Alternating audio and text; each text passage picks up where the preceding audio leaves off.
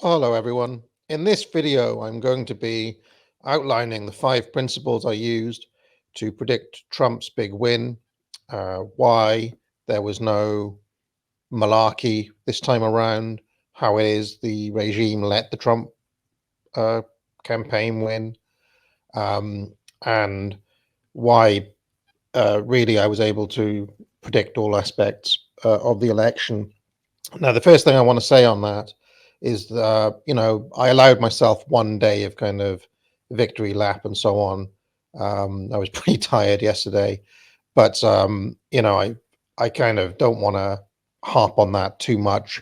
I also have to give a shout out to the thousands, literally thousands of people who have admitted that they were wrong in the past day or so.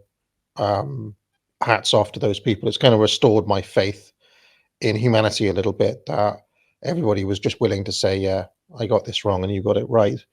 Um, and likewise, if I ever get something wrong, I like to think I would hold my hands up and say, well, I got that wrong. Um, and there have been examples of that in the past too. But anyway, when it comes to this election, how was it that I got it spot on? What I want to do in this video is actually just give you the tools, or try to provide the tools that I used to so it can be replicated. For example, somebody asked me, can you please have a look at the situation in Germany and predict what's going to happen there? Well, I don't really have the knowledge of German politics, but you could use some of these same principles I'm going to outline here to get similar sorts of reads. It will work basically for most countries in the West. I'll just put it that way. So let's have a look at these 5 principles. First of all, I'm going to explain where I made the calls, and then I'm going to go through the 5 principles. Okay. So principally, I outline my case in these 4 videos here. How to read the media and avoid getting manipulated.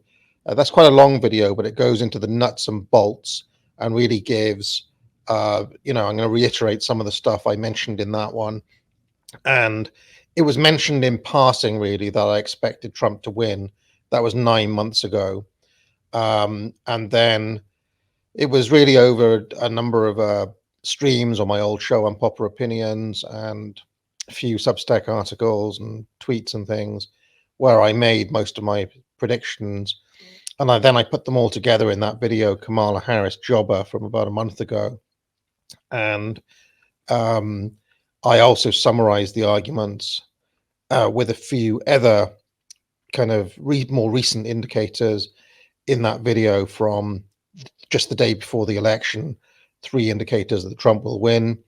And then finally, the video from yesterday where I was in the hotel room. And the reason I'm just pointing this out is that I've seen a few people, ask, like they've mentioned things that immediately let me know that they haven't watched these videos and therefore don't actually know the things that I said, how I got there, what the prediction was, etc., etc. I.e., they just hadn't done their homework. So I'm just letting you know where it was I laid out these cases. So anyway, now let's go through the 5 principles. So number 1, internalize the principles of elite theory. So these are all the things I talk about in my best-selling book, The Populist Delusion, Buy It Now, etc. But basically, we're looking for the organized minority as against the disorganized mass. And we're also looking at there could be competing factions, competing organized minorities. So as I outlined in that video, Kamala Harris Jobber, in this election, we were looking at, broadly speaking, the techno-globalists versus the Zionists. And I mean, Trump was backed by a coalition of Zionists and quote unquote based billionaires.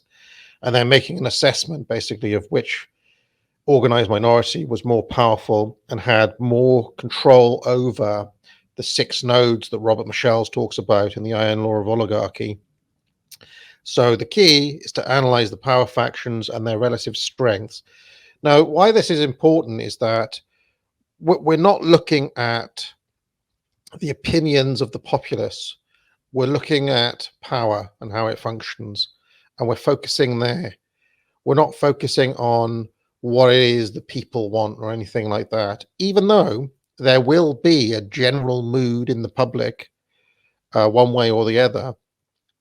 The outcomes are decided by the relative strengths of the power factions. I believe the more powerful faction was backing Trump this time, which was why I was so certain that he was going to win. When push comes to shove, if there's number one factor as to why Trump won, it is that he had more power behind him than in previous elections. Second, this is really important, ignore all polls. I made a video more than a month ago on why polls are absolutely shocking crap. And I mean, they've been out now for a number of different elections, but some of the polls in this election were shocking. That the Harris Iowa poll should have been, come under criminal investigation, if I'm honest. And why is it that polls are ignorable and basically tell you nothing about what's going to happen? Well, it's all explained by Edward Bernays in his famous book Propaganda and various later books. Polls are designed to influence public opinion, not to reflect public opinion, okay? At most, polls are there for narrative setting and for priming the audience for what's about to happen, okay? Now, in this case, because Harris was a jobber, right, the polls weren't going to come out and say, oh, well, Trump's going to win by +5, or he's going to win every single swing state. It's a done deal, right? The media was never going to say that because they need to sell the illusion of a competitive election. They need to tell everybody, this is the most important election ever, guys, and it's really, really, really, really close.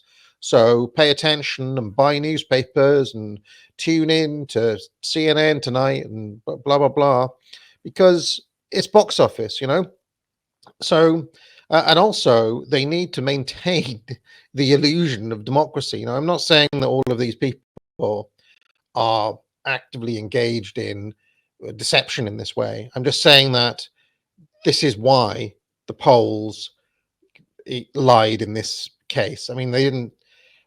What really happens, if you want to know, is explained perfectly well by Richard Barris, the People's Pundit, who, if you ask me, Trump should appoint to regulate the polling industry, because it's outrageous how fraudulent it is. But basically, most of these pollsters are working on commission on behalf of one of the campaigns. And they have incentives basically to massage the numbers or to make it look like something is close when it's not, or to, give Harris +6 or +10 in some cases, because they're there on behalf of a campaign which is partisan. Okay. So, there have been instances of people being fired for not doing this sort of thing. So you have to understand that the polls are there to do all sorts of different things.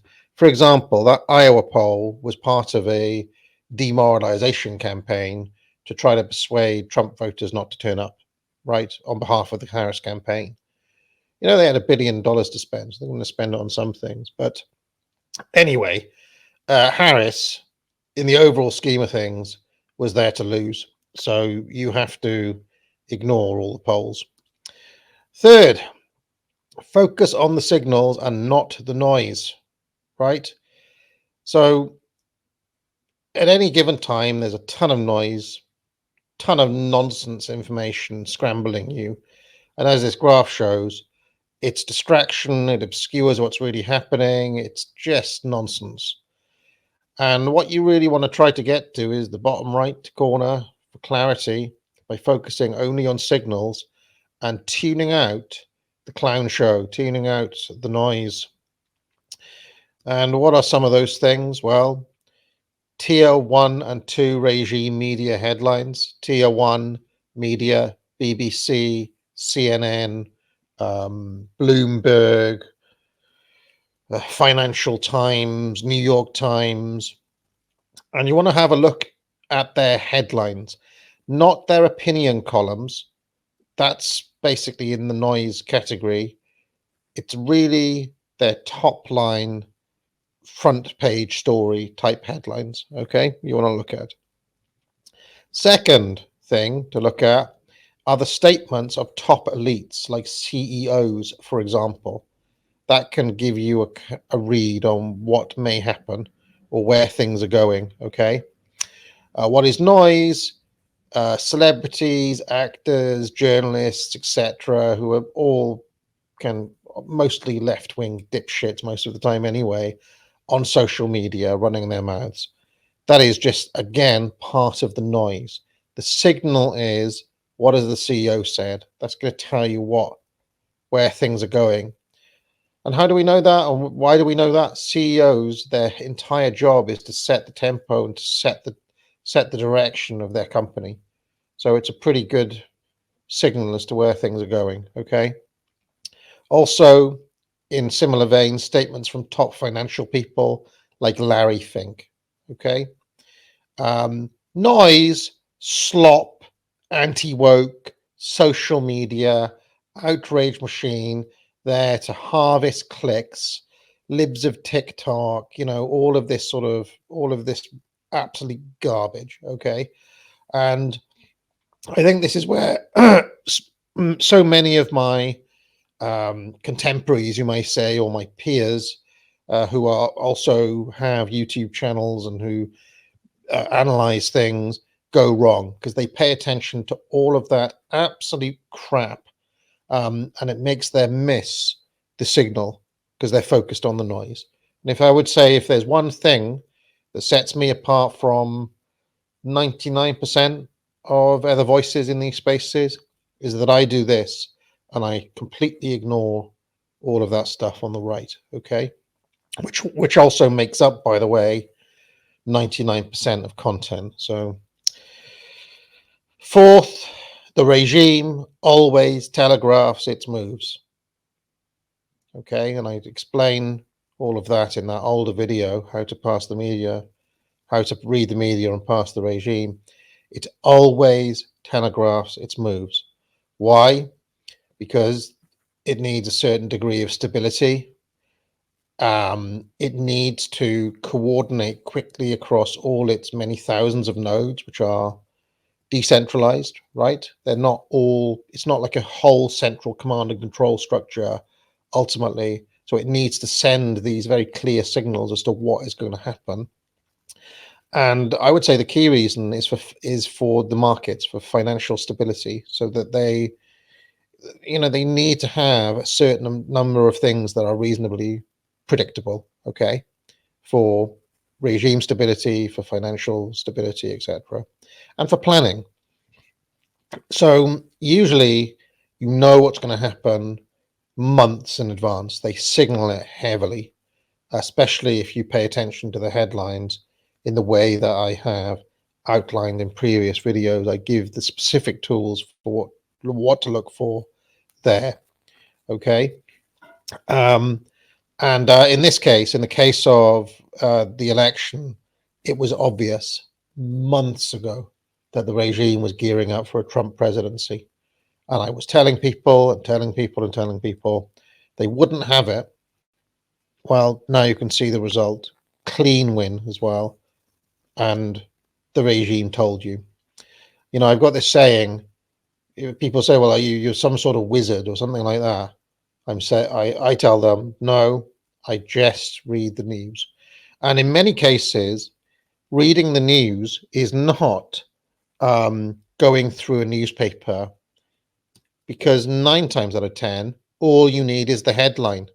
The headline is usually enough for the read, and there is no need for the detail, the small print.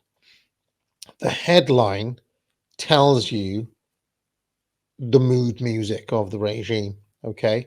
And one of my tricks, as I've told people many times, you go onto Google, you put in your search terms, and you hit the news tab, which brings up all of the regime media, right?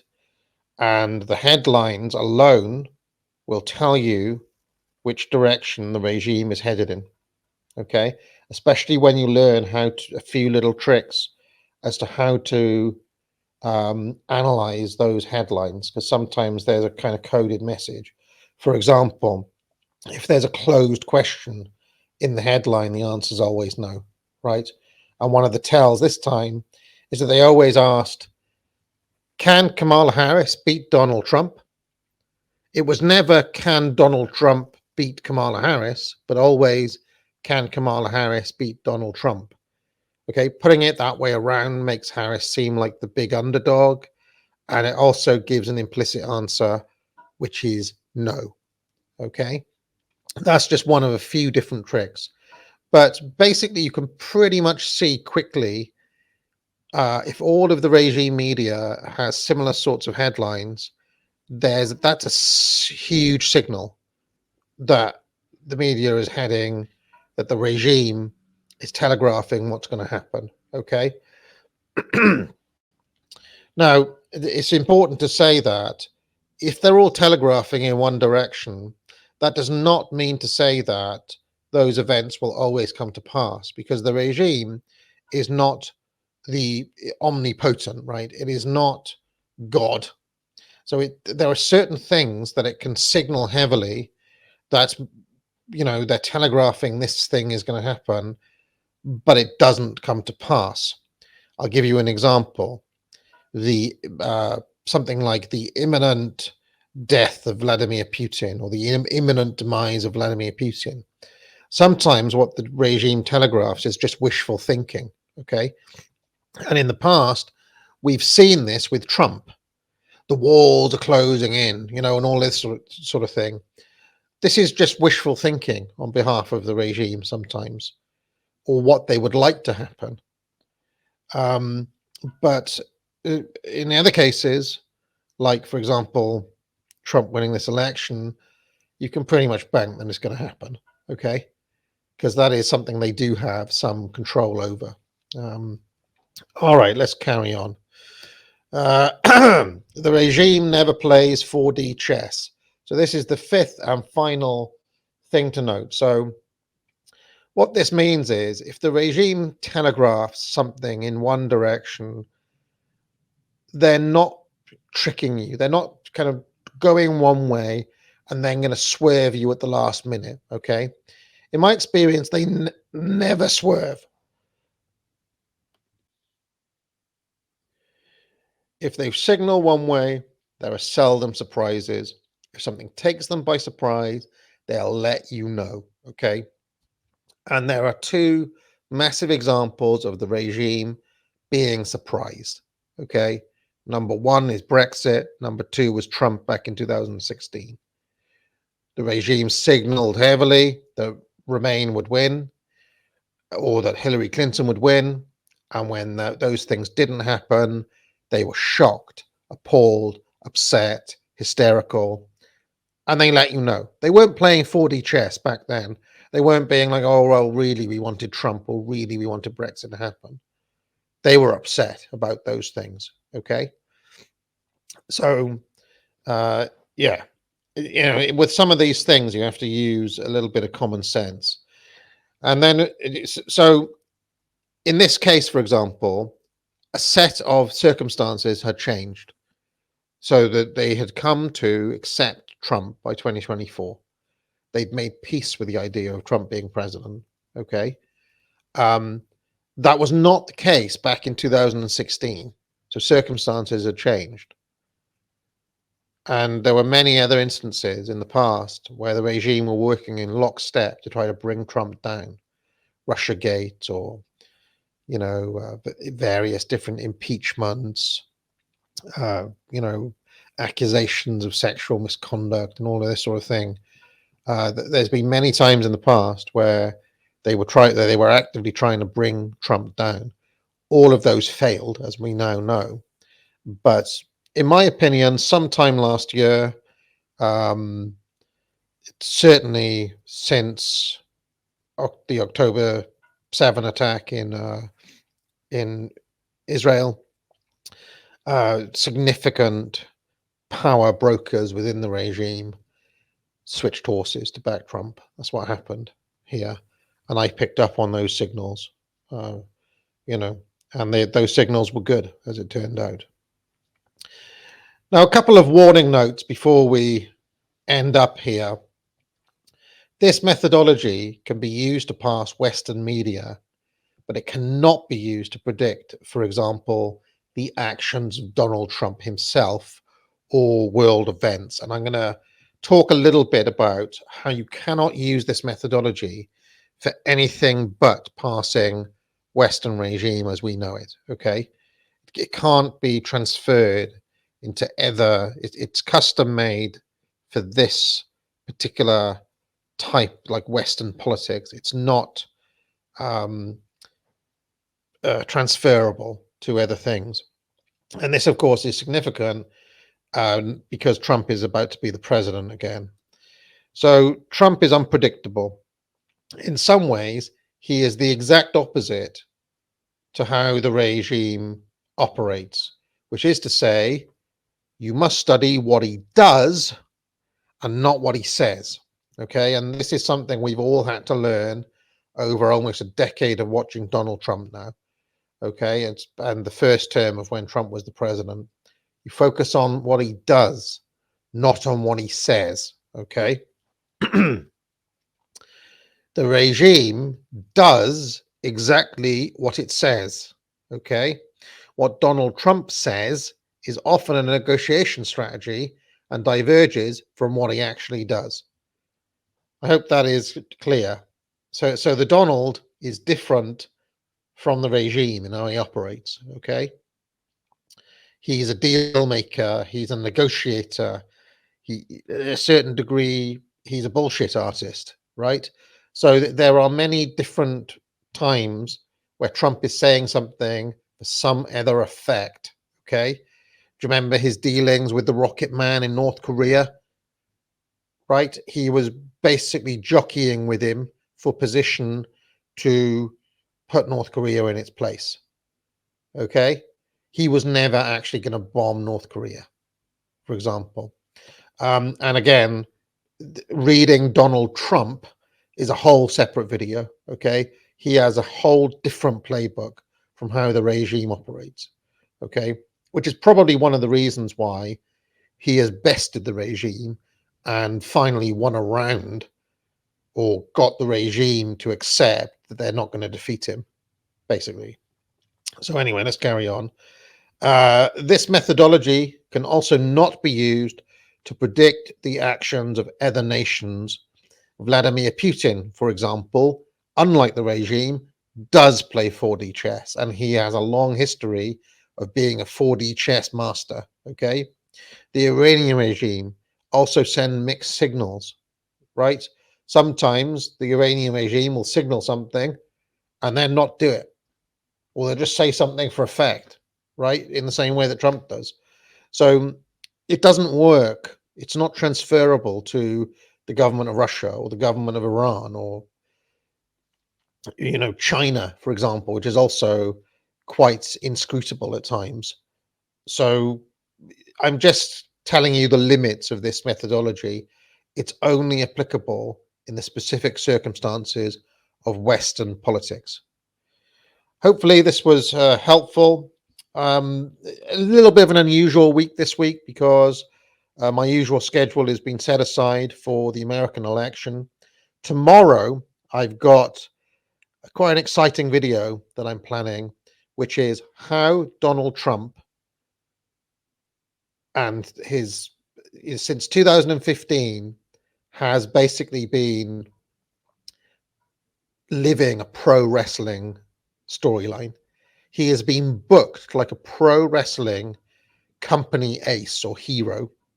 And I'll be going through all of the sagas of Trump from 2015 to now to show you how it is exactly like pro wrestling.